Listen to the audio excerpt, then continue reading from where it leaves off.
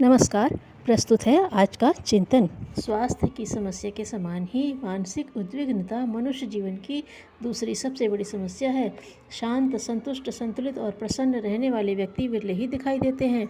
अधिकांश व्यक्तियों के माथे पर त्योरियां चढ़ी होती हैं, आंखों में बुझापन, चेहरे पर अवसाद, वाणी में निराशा, मस्तिष्क में अस्थिरता और हृदय में अशांति के बादल घटाव छाए रहते हैं।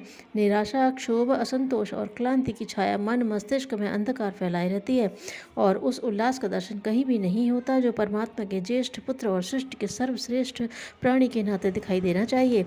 मानसिक अशांति के लिए दूसरों के व्यवहार और परिस्थितियों को भी सर्वथा निर्दोष तो नहीं कहा जा सकता, पर यह स्वीकार करना ही होगा इसमें बहुत बड़ा कारण अपने चिंतन तंत्र की दुर्बलता ही रहती है। हम अपनी ही इच्छा की पूर्ति चाहते हैं, हर किसी को अपने ही शासन में चलाना चाहते और हर परिस्थिति को अपनी मर्जी के अनुरूप चलने की अपेक्षा करते हैं। यह भूल जाते हैं कि यह संसार हमारे लिए ही नहीं बना है, इसमें व्यक्तियों का विकास अपने ही क्रम से हो रहा है और परिस्थितियां अपने प्रवाह से बह रही हैं। हमें उनके साथ तालमेल बिठाने की कुशलता प्राप्त करनी चाहिए। कहा जा सकता है कि हम प्रसन्न और प्रफुल्लित रहने के लिए तो बहुत प्रयत्न करते हैं। दुख और उदासी को कौन पसंद करता है और जानबूझकर कौन चिंतित होना चाहेगा, लेकिन परिस्थितियां ही ऐसी बन जाती हैं कि हमें चिंता और व्यथा होने लगती है। दूसरे लोग हमें खुश देखना पसंद नहीं करते, इसलिए वे हमारे सामने तरह तरह की समस्याएं खड़ी कर देते हैं। बात ठीक भी लगती है और मनुष्य को परिस्थितियां तथा दूसरों के व्यवहार से एक सीमा तक प्रभावित भी होना पड़ता है, लेकिन सबसे बड़ा कारण हमारी चिंतन शैली का त्रुटिपूर्ण होना ही है। इन तथ्यों को समझने के लिए कुछ उदाहरण लेना उचित रहेगा। पहले परिस्थितियों के कारण उत्पन्न होने वाले असंतोष को ही लें। अपनी तुलना यदि अपने से अच्छी स्थिति वालों के साथ की जाए तो स्थिति गरीबी जैसी प्रतीत होती है और चित्त दुखी बना रहता है। यदि अपने से निम्न स्थिति वालों से तुलना की जाए तो अपनी स्थिति दूसरे ही कितने ही व्यक्तियों से अच्छी दिखाई देगी। वस्तुतः गरीबी और अमीरी सापेक्ष शब्द हैं। मानसिक शांति सुखद परिस्थितियों में ही बनाए रहना संभव है। सुखों की अपनी उपयोगिता है।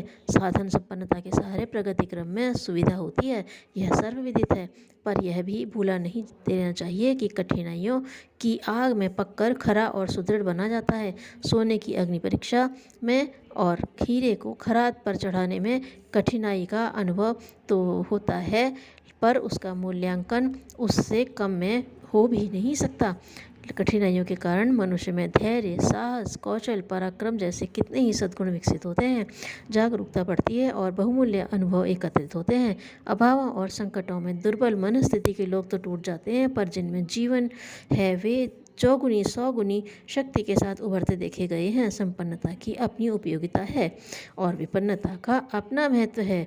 यदि दोनों का समुचित लाभ उठाया जा सके तो यह उभय पक्षीय अनुदान प्रगति के पथ पर अग्रसर करने के लिए अपने अपने ढंग से सहायता करते दिखाई पड़ेंगे। नमक और मीठा परस्पर विरोधी हैं तो भी उनसे स्वाद संतुलन बनता है। तानों और बानों के धागे एक दूसरे के विपरीत दिशा में चलते हैं, पर उनका गुंथन उपयोगी वस्त्र बनकर सामने आता है।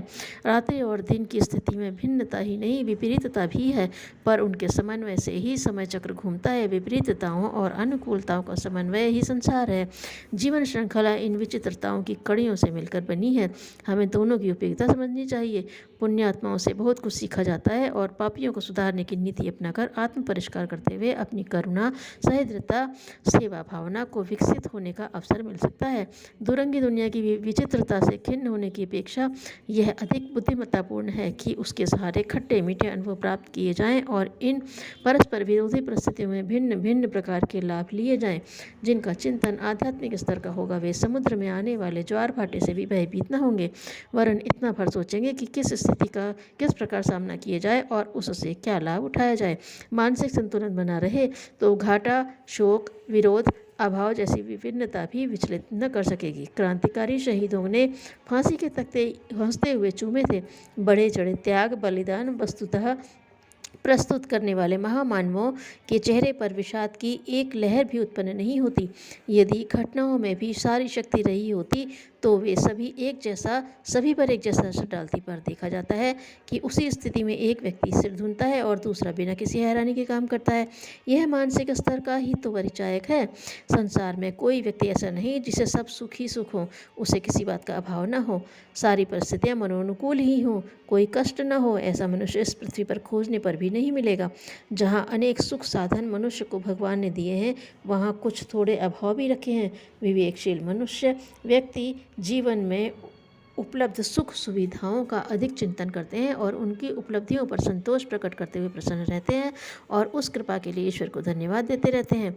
इसके विपरीत अनेक लोग उपलब्ध अनेक सुख साधनों को तुच्छ मानते हैं और जो थोड़े से कष्ट एवं अभाव हैं उन्हें ही पर्वत तुल्य मानकर अपने आप को भारी विपत्तिग्रस्त अनुभव करते हैं। ऐसे लोग निरंतर असंतुष्ट रहते हैं, अपने सभी संबंधित लोगों पर दोषारोपण करते हैं, ईश्वर को गाली देते हैं और उन्हें अमुक अभाव क्यों दिए, भाग्य को कोसते हैं कि वह इतना दुर्भाग्यपूर्ण क्यों है। माता पिता और अभिभावकों को बुरा कहते हैं कि उन्होंने अमुक साधन नहीं जुटाए जिससे हम उन्नतिशील स्थिति में होते।